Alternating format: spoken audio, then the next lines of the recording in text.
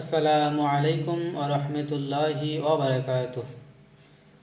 প্রিয় ইসলাম দরদি ভাই ও বোনেরা, আমি গোলাম রহমান দ্য অথেন্টিক অ্যাড্রেস চ্যানেলের পক্ষ থেকে আপনাদেরকে জানাচ্ছি সাদর সম্ভাষণ। আমার কাছে কিছু প্রশ্ন মাঝে মধ্যে আসে, অনেক গুরুত্বপূর্ণ কিছু প্রশ্ন যেগুলো আমাদের ভাই এবং বোনেরা প্রতিনিয়ত চিন্তা ভাবনা করেন এই বিষয়গুলো নিয়ে।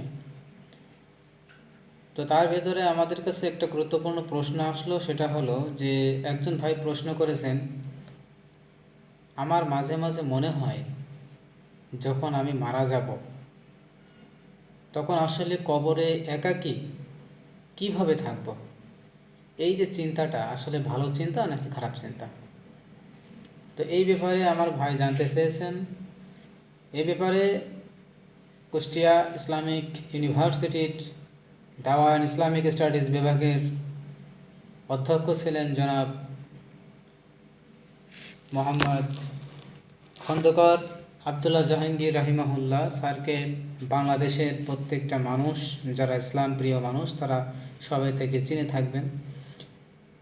তো স্যার যে উত্তরটা দিয়েছেন সেটা আমি আপনাদেরকে হুবহু পড়িয়ে শোনাচ্ছি। স্যার বলেছেন যে মৃত্যুর চিন্তা করা অবশ্যই ভালো। আমরা একদিন এই দুনিয়া থেকে বিদায় নেব। এই দুনিয়ায় আমরা জমি জমা, টাকা পয়সা, ধন দৌলত, বাড়ি গাড়ি নিয়ে পরস্পর ভাই ভাই, ভাই বোন, পাড়া প্রতিবেশী একে অন্যের সাথে সবসময় মারামারি করছি, হিংসা বিদ্বেষ পোষণ করছি, প্রতিহিংসা, স্বার্থপরতা, এই সবগুলো আমাদেরকে মৃত্যুর চিন্তা থেকে অনেক দূরে সরিয়ে রেখেছে। একসময় তো আমাদের সবাইকে চলে যেতেই হবে। যে কয়দিন থাকি ভালো থাকার চেষ্টা করি, পরের জীবনটাকে এই জীবনের আমল দ্বারা ভালো করার জন্য প্রতিনিয়ত আমাদেরকে চেষ্টা করে যেতে হবে। তবে এই জন্য কোনো হতাশা নয়, দুশ্চিন্তা নয়। আমরা যখন আগের জগতে ছিলাম, অর্থাৎ আমরা যখন মায়ের পেটে ছিলাম, দুনিয়া কেমন আমরা কিন্তু জানতাম না। তাই দুনিয়াতে এসেই ভয়ে কেঁদে ফেলেছিলাম। পরের জগৎটা অবশ্যই ইনশাআল্লাহ আমাদেরকে ভালো পরিবেশে, সেই জান্নাতি পরিবেশে মহান আল্লাহ তাআলা আমাদেরকে উঠাবেন। সেজন্য আমাদেরকে বেশি বেশি সৎ চিন্তা, সৎ কাজ, সৎ আমল এগুলো করতে হবে। তো যে ভাই বা যারা যে প্রশ্নটা করেছিলেন যে কবরে গিয়ে আসলে আমরা কি করব, এই যে চিন্তা, এটা ভালো নাকি খারাপ, আশা করি উত্তরটা পেয়ে গেছেন।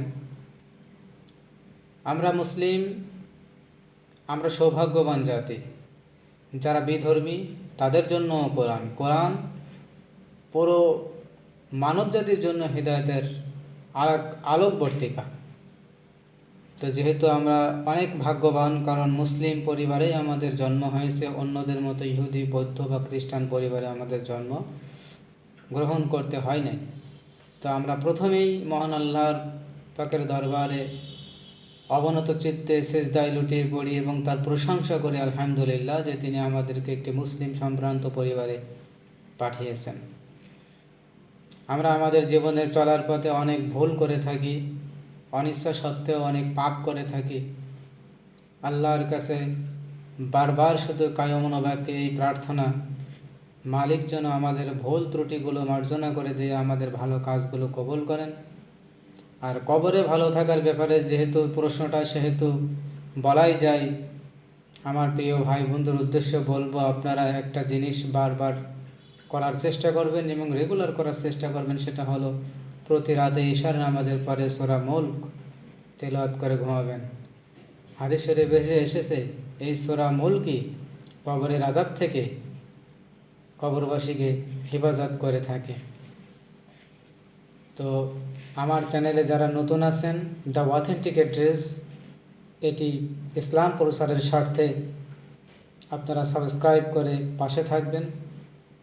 আপনাদের কাছে নিত্য নতুন কোনো প্রশ্নের উত্তর নিয়ে আবারও হাজির হব। সে কামনায় আপনারা ভালো থাকবেন, সুস্থ থাকবেন। দেখা হবে আবারও পরবর্তী কোনো ভিডিওতে।